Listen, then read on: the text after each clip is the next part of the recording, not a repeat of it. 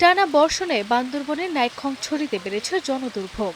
সেতু না থাকায় পাহাড়ি ছড়া পার করতে কাঁধে তুলে নেওয়া হলো একটি সিএনজি চালিত অটোরিকশা।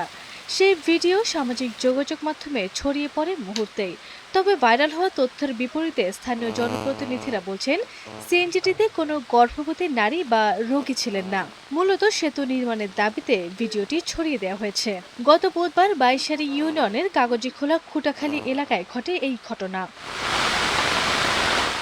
টানা বৃষ্টিপাতে পাহাড়ি ছড়ার পানি ও স্রোত বেড়ে যাওয়ায় বন্ধ হয়ে যায় চলাচলের রাস্তা।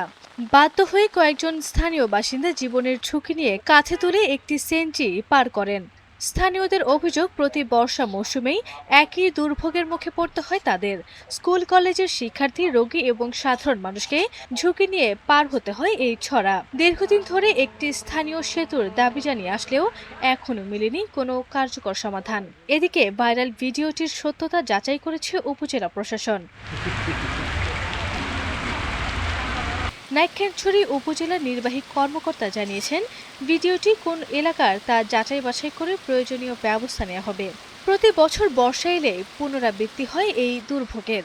এখন স্থানীয়দের একটাই দাবি, খুটাখালী পাহাড়ি ছড়ার ওপর দ্রুত একটি টেকসই সেতু নির্মাণ করে নিরাপদ যোগাযোগ ব্যবস্থা নিশ্চিত হোক।